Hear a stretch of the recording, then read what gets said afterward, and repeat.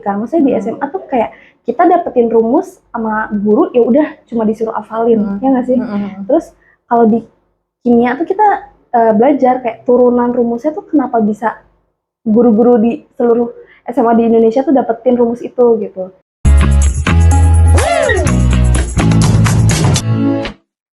Halo Saners, kembali lagi di channel Bekal Masuk Kampus Majalah Sunday bersama aku Fadia, dan sekarang aku lagi ditemenin nih sama kakak-kakak salah satu dari mahasiswa Universitas Negeri Jakarta atau yang biasa dikenal dengan UNJ nih Saners.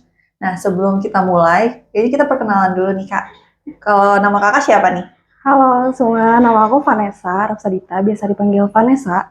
Aku mahasiswi jurusan Kimia Murni dari Universitas Negeri Jakarta, angkatan 2021. Oke. Kakak dulunya tuh SMK di mana? SMK atau SMA? Aku SMA. Oh, SMA di mana tuh kalau boleh tahu? Aku SMA di Negeri 72 Jakarta, di Kelapa Gading. Oh, Kak, aku mau nanya nih, alasan kakak masuk ke Universitas Negeri Jakarta tuh apa sih? Sebenarnya alasan aku masuk UNJ itu karena aku nggak boleh ngerantau atau ngekos sama orang tua aku. Nah, sebenarnya itu alasan pertama karena aku minat sama jurusan kimianya sih. Terus aku carilah di mana nih Universitas Negeri PTN yang di Jakarta yang punya jurusan kimia. Waktu itu tuh dapet UI, UIN sama UNJ. Cuma UI sama UIN tuh masih terlalu jauh kalau dari rumahku. Jadinya aku pilih UNJ karena deket dari rumah, satu, terus yang kedua tuh akreditasi kampus dan jurusannya tuh udah A juga kan. Tuh, jadi aku pilih UNJ. Oke. Lanjutnya nih Kak, kakak ambil jurusan apa tadi? Kimia Murni ya? Kimia Murni. Bedanya apa Kak? Bedanya kimia yang lain? Atau emang nama aslinya Kimia Murni? Sebenarnya nama aslinya kimia aja sih. Bedanya untuk kimia itu kita benar-benar mempelajari ilmu tentang gimana cara reaksi kimia terjadi, terus apa kayak struktur dari material yang akan kita bentuk tuh apa aja gitu caranya. Kalau boleh tahu kakak sekarang semester berapa nih? Aku semester 7. Semester 7. Tahun keempat ya berarti. Waktu masuk UNJ kakak pakai jalur apa? Aku jalur UTBK.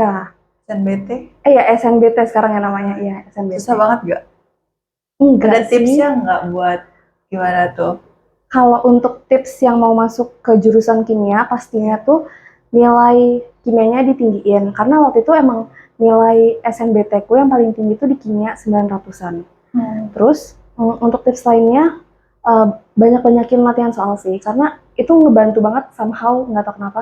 Dibanding kita cuma kayak dengerin guru nerangin gitu, itu menurutku ya udah nggak apa ya, kayak susah ingetnya. Tapi kalau kita banyak-banyak latihan soal, entah dari itu kan banyak ya, soal-soal UTBK atau soal mandiri juga kita boleh banget untuk ngulik-ngulik gitu.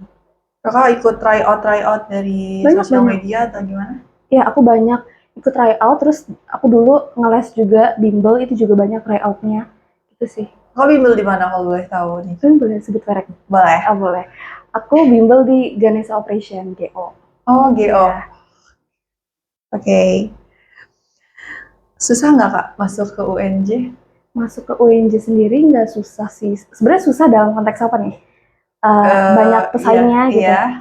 Banyak pesaingnya, menurutku semua univ juga kayaknya akan banyak pesaingnya ya. Cuman balik lagi gimana nilai kitanya sih gitu dari UTBK. Dan aku nggak tahu ya kalau SNBT sekarang, tapi pas UTBK zamanku itu kan ada yang namanya TPS, skolastik. Jadi kayak ada bahasanya, bahasa Indonesia, bahasa Inggris, terus matematika. Sama kayaknya. Iya, sama ya.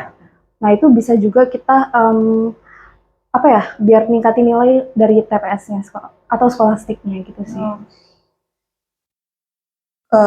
Di jurusan kimia tuh ngapain aja tuh Kak?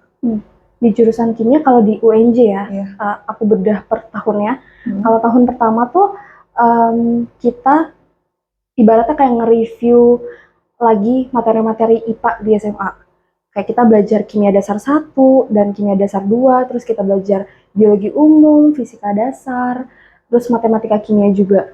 Nah, kenapa kita belajar itu semua? Karena kita mau samain persepsinya nih. Karena guru-guru di SMA itu kan ngajarnya suka beda sekolah, beda apa ya, pengajaran kan. Jadi kita mau samain dulu persepsinya.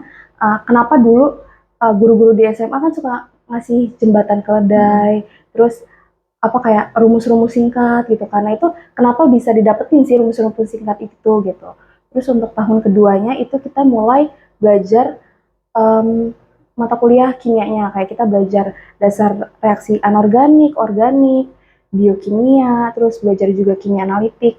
Kalau dasar reaksi anorganik tuh kayak kita diajarin gimana sih caranya kita dapetin bilangan kuantum. Jadi kalau di kimia tuh ada bilangan kuantum utama, azimut, magnetic, spin, itu udah pernah kita pelajarin pas SMA. Nah itu kenapa bisa didapetin materi itu. Terus untuk organik kita pelajarin senyawa karbon dan hidrokarbon beserta turunannya kayak misalkan alkohol, aldehid, keton gitu-gitu. Terus untuk analitik ini mungkin agak terdengar baru kalau di SMA mungkin kita nggak tahu ada kimia analitik, cuman sebenarnya itu udah sering banget dipakai di SMA. Itu tuh kayak kita intinya di kimia analitik tuh kita mau tahu gimana sih caranya kita menganalisis suatu kandungan di suatu senyawa gitu. Itu butuh ketelitian yang tinggi sih, karena kalau angkanya salah atau stepnya ada yang kelewat itu udah salah akhirnya. Kemudian untuk biokimia itu kita mempelajari gimana sih reaksi kimia di dalam tubuh makhluk hidup gitu. Kayak misalkan kita kan tubuh kita kan terdiri dari sel ya. Nah sel itu sendiri merupakan senyawa kimia gitu, susun dari senyawa kimia. Kita mau tahu kalau misalkan kita mengonsumsi protein gitu. Nah, itu gimana caranya tubuh kita memecah protein atau gimana caranya protein tuh apa ya kayak bermanfaat bagi tubuh kita gitu sih. Oh. Tapi beda nggak di SMA sama di dunia perkuliahan tuh beda banget nggak kimianya atau masih sama? Beda banget. Beda banget. Beda banget. Karena of course di kuliah tuh lebih didalemin lagi kan. Maksudnya di SMA tuh kayak kita dapetin rumus sama guru ya udah cuma disuruh hafalin, ya nggak sih? Terus kalau di kimia tuh kita belajar kayak turunan rumusnya tuh kenapa bisa guru-guru di seluruh SMA di Indonesia tuh dapetin rumus itu gitu. Jadi butuh apa ya? Lebih rinci lagi. Iya, iya. Itu sih. Oke. Hal yang paling susah nih dipelajarin di kimia tuh apa tuh? Ada nggak yang paling susah banget? Kalau aku yang paling susah tuh kimia anorganik, kimia fisik. Jadi kalau di kimia UNJ tuh kimia anorganik dan kimia fisik untuk peminatannya ya itu digabung jadi satu. Jadi namanya kimia material. Nah kimia material tuh menurut aku susah karena kita tuh apa ya pelajarin kimia tapi dari kacamata fisika. Nah sedangkan aku sendiri tuh nggak begitu suka fisika. Iya jadi aku kayak aduh pusing.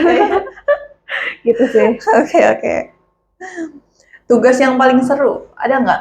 Oh ada. Apa? Tugas yang paling seru tuh waktu itu pelajaran mata kuliah bioscience. Jadi tugas akhirnya tuh kita disuruh bikin poster.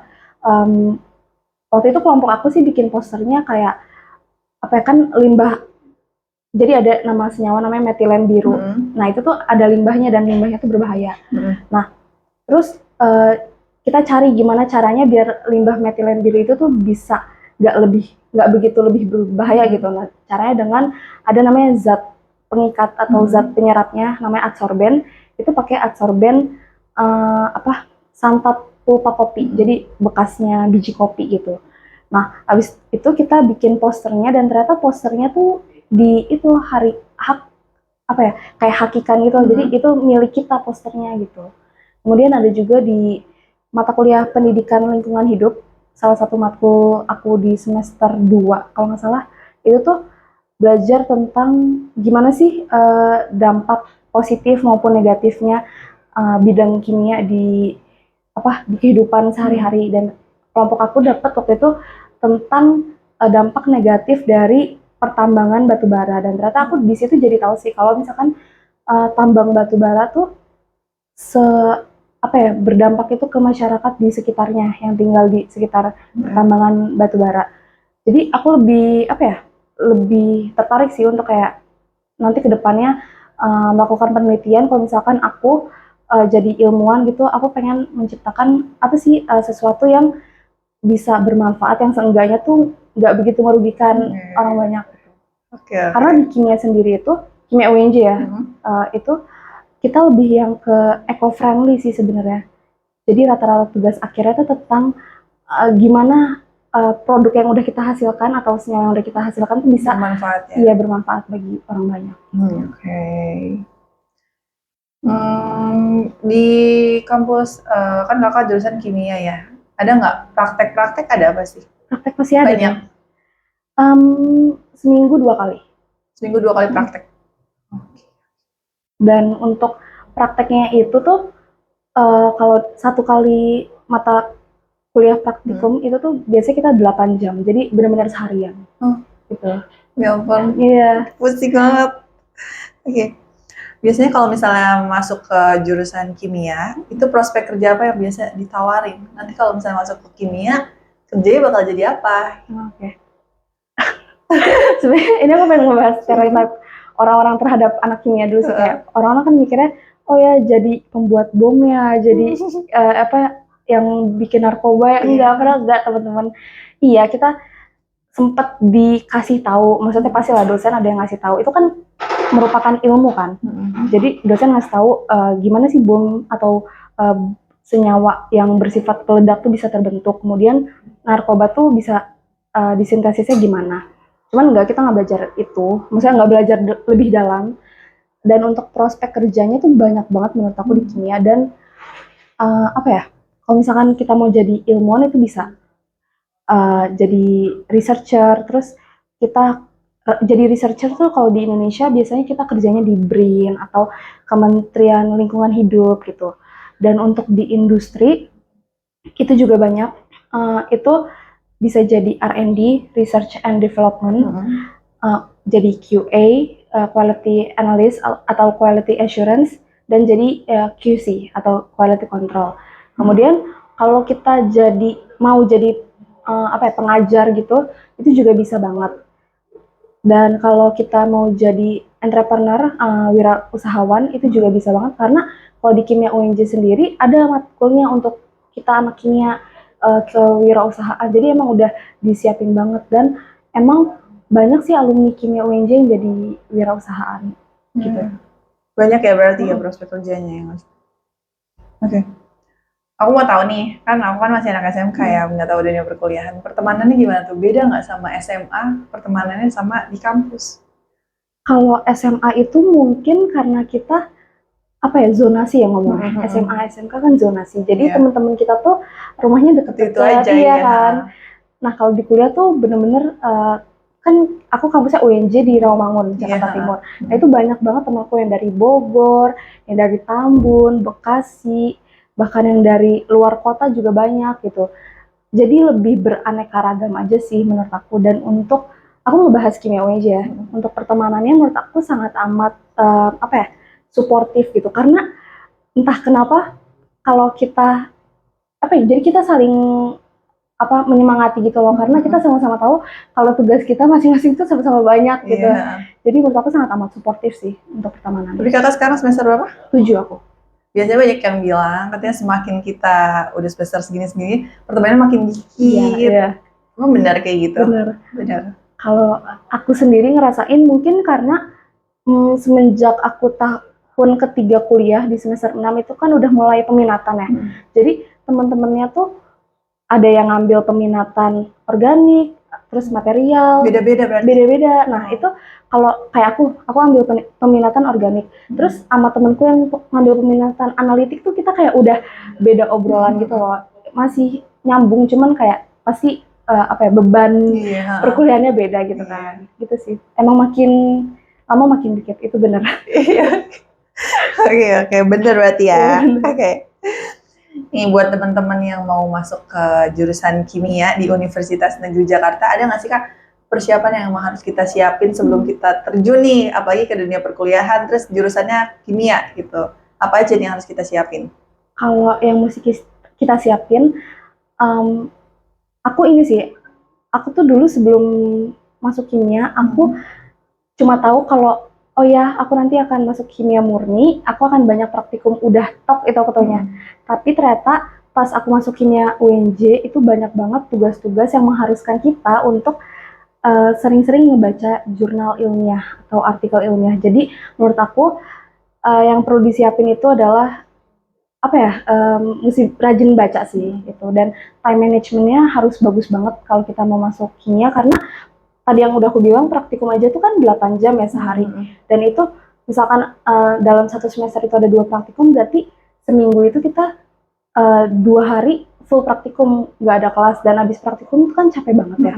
Jadi sangat besar kemungkinannya untuk kita menunda tugas-tugas kita di luar praktikum. Bahkan praktikum aja itu kan ada laporan praktikum atau laprak, nah itu mesti dikerjain, tulis tangan berlembar-lembar. Jadi time managementnya mesti bagus, dan mungkin orang-orang kayak bakal mikir, oh ya FMIPA tuh nantinya kalau udah kuliah bakal sibuk nugas, sibuk belajar. Itu iya bener, dan menurut aku nggak cuma FMIPA doang, kayak semua jurusan juga pasti akan begitu. Tapi selama time management kita bagus, kita nyicil, itu nggak bakal kita jadi deadlineer gitu. Dan untuk yang bingung mau masuk kimia atau enggak gitu, menurut aku lebih banyak research tentang mata kuliah kimia aja sih. Soalnya kan tiap univ tuh beda ya. Iya. Mata kuliahnya yang dikasih, terus program-programnya apa aja gitu. Lebih banyak research aja sih gitu. Kalau boleh tahu, dulu tuh kan kakak kan SNBT ya? SNBT ya. Nah, pilihannya tuh apa aja tuh? Aku tuh dulu pilihannya pertama kimia UNJ. Udah UNJ langsung? Iya, karena deket rumah kan. Oh iya. Terus yang kedua tuh aku milih farmasi Veteran Jakarta. Veteran. Kenapa aku pilih farmasi? Karena aku tuh masih bingung kan, kayak aku tuh mau ambil kimia murni atau farmasi. Sebenarnya farmasi tuh aku nggak begitu minat, karena farmasi tuh dia lebih ngebahas tentang gimana cara pembuatan obat, terus gimana obat tuh bekerja dalam tubuh kita, terus aplikasinya di dunia medis gitu. Sedangkan aku tuh nggak begitu tertarik untuk kerja di dunia medis. Aku tuh lebih suka, selama aku belajar kimia waktu persiapan SNBT, aku nyadar kalau aku tuh lebih suka gimana ya cara senyawa itu bisa terbentuk gitu. Kenapa kalau misalkan ditambahin senyawa A, reaksinya jadi lebih cepat berjalan. Terus kenapa kalau misalkan pada suhu atau kondisi tertentu reaksinya jadi lebih cepat berjalan gitu. Jadi menurut aku kimia tepat sih jurusan untuk aku. Kakak belajar SNBT itu berapa lama?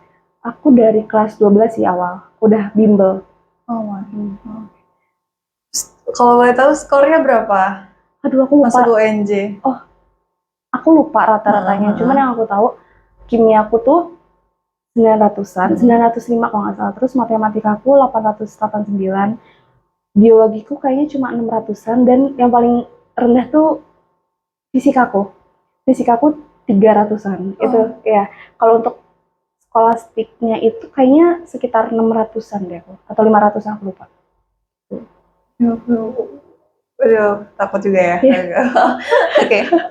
Makasih ya Kak udah mau datang di podcast Bekal Masuk Kampusnya Majalah Sunday bersama aku Fadia dan Kak siapa namanya? Aku Vanessa. Kak Vanes. Terima kasih, sampai jumpa. Bye-bye.